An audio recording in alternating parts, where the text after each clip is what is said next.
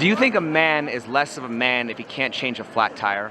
I do think so. Me and my roommates talk about it all the time, and that's one of the qualities we look for in a man, just to know that we can be safe and protected with them. Is a woman less of a woman if she can't cook a meal from scratch? No, Why is there a difference?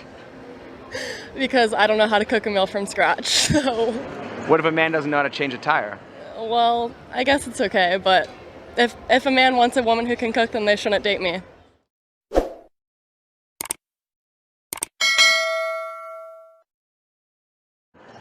What is a woman? What is a woman? I think it's someone that is born female.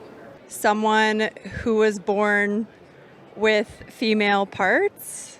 To me, a woman is somebody that is beautiful inside and out, empowered, and inspires positive change in the world around her. If a woman is an adult human female, why wouldn't an adult human male be the definition of a man? Who says it's not a definition of a man? That is the definition of a man, right? Like, What is the difference between a male and a man? a male is someone who was born with male parts. Male is male is male is male. But to me, a man is somebody that is a protector, a provider, and makes you want to be that feminine woman for them. A man is really someone who's like a developed masculine man who is like born and like developed and grown in society like as a man. Well, why are there more burdens placed on a man to begin with? Because that's how God designed us. I come from a religious standpoint on it, so I think that girls are more emotional, right? So our role is to nurture and be there, while men are supposed to be the providers and work. I think that depends on who you talk to, because you could say that there's burdens placed on women also. What does masculinity look like if you're not religious, traditional, or conservative? I feel that, like, if you're chivalrous, if you are a problem solver, for me as a woman, sometimes if I get overwhelmed, I just want my man to take over and be like, oh, thank God you helped me. Or if I feel like a man is someone that can help me figure out problems or help me through my day if, I'm ever feeling that I get stuck. So just someone that can help me a little bit. Why are men defined by their role while women are defined by their existence? I think women are also defined by their role. It depends on who you ask. There's a lot of societal pressure, especially now in the day and age of social media. I myself often find comparing myself to others on social media. So I think it goes both ways. It just depends on who you ask. Women introduce themselves to me. They'll say hi and we'll talk about it. And then it's like, oh, are you a mom? Or what do you do for your job? And so it's like, what is your role? Not just merely existing. So I think we get a lot of that too. Do you think that men get joy and gratitude out of serving women even if women don't reciprocate? Oh, I think it depends on the reason that they're doing it. A lot of men that I meet in my life, and maybe it's like a demographic thing, but I think men get satisfaction by like serving a woman and like leading a woman, and it just really depends on how they're raised though. Isn't that the definition of a simp? You're right. I mean, the definition of a simp is like really like serving, like bowing down to your wife, but I think like masculinity, it goes both ways. However, like it still goes both ways. Like women can still serve men as well, but I think like a masculine man is comfortable in his own skin to lead a woman. Isn't that the definition of a simp? Maybe, but we like simps. Well, I don't know what a simp is. Would men still serve women if they knew they would never get that reciprocation? Would they steal or should they steal? What do you think? Well, they should steal. I hope so. I think so. Do you believe it's a man's duty to respect a woman regardless of how she treats him in return? Yes, I think that's the right thing to do. Well, I mean, unless you're beating his ass, then probably not. But if you just drink a little too much and get a little crazy, there's no reason he should be mad at you because you're just having fun. And he needs to get a better personality. Would men still serve women if they knew they would never get that reciprocation? No. Do you believe it's a man's duty to respect a woman regardless of how she treats him in return? No. No, I wouldn't do that based on gender. I think that respect is earned regardless of your gender. How can a man respect women without losing self-respect in the process? I don't think you lose respect by respecting women. I think a man that respects a woman is more respectable. What is the difference between a show horse and a plow horse? Well, a show horse is like me. Show horse can be a performance horse. Plow horse is like a working ranch farm horse. Why does being physically stronger assign men the role of a plow horse while women are show horses on display? Women are supposed to be praised and beautiful, and men are supposed to bring home the money.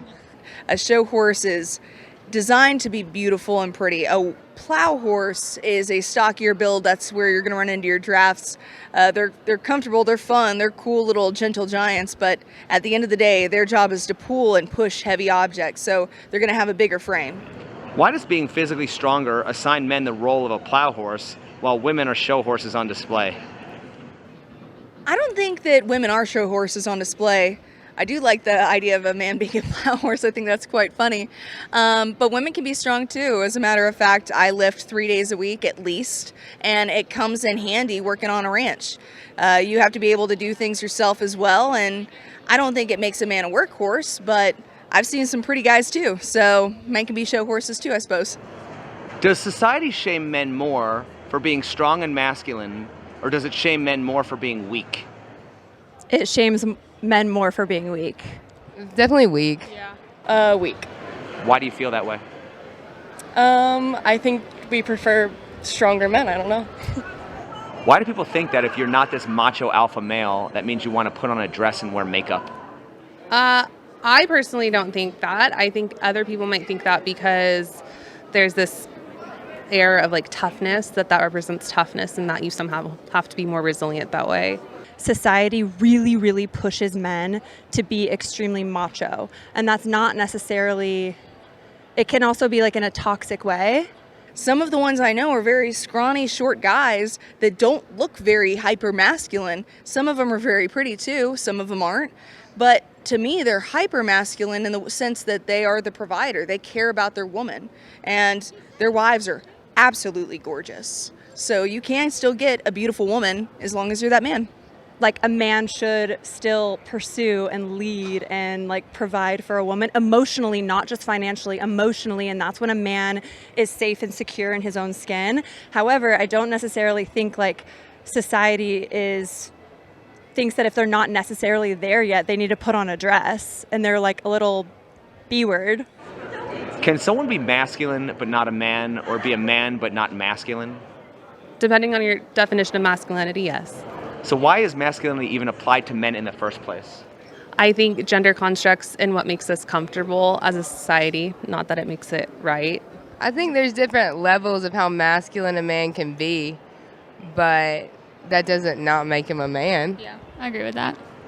Why is there so much confusion about what a woman is, but everyone seems to know what a real man is?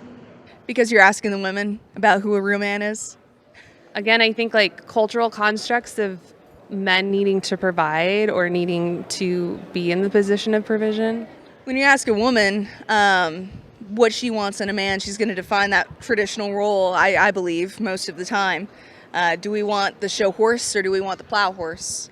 I mean, there's, of course, at least a little bit of truth in the fact that we do kind of want a show horse, too. There's nothing that breaks my heart more than seeing a beautiful woman, and I've seen it here at the NFR, beautiful woman walking around, dressed to the nines, makeup, hair done, on point. And then her man's walking around in gym clothes. So when you ask a woman what she defines as a man, you're going to get a little bit more of an accurate representation versus if you ask anybody else about what defines a woman, you're going to get 1,000,001 questions and answers all in the same statement. Why can a woman be whatever she wants, but a man is clearly defined? I would argue that it also is that way for women because a lot of times it's you have to either be a mother or in the workforce, that you're not allowed to have crossover. What constitutes a weak man versus a strong man? I think a strong man is someone who can show up confidently as himself and answers to himself. And a weak man is someone who feels like they have to put other people down or treat people poorly to compensate for their own issues. Why don't we have those same stipulations for women? Does a woman have to be a feminist or masculine to be considered strong? No, I don't think that they do. it could be mentally strong or physically strong.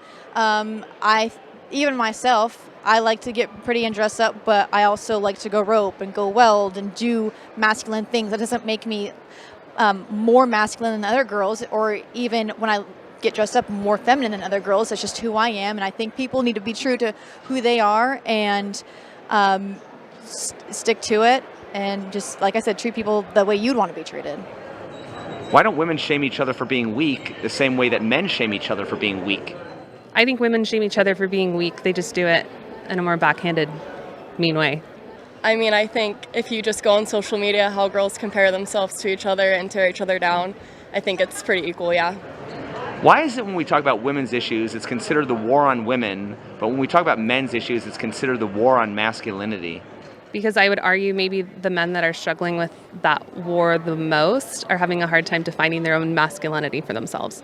Maybe it's just a social media thing, but guys are getting away from their traditional roles. Back even with my father and seeing him as growing up, he always made sure that my mom knew that if she wanted to work, she could work. If she wanted to stay at home and be a stay-at-home mom, which she was, she had that opportunity presented to her as well.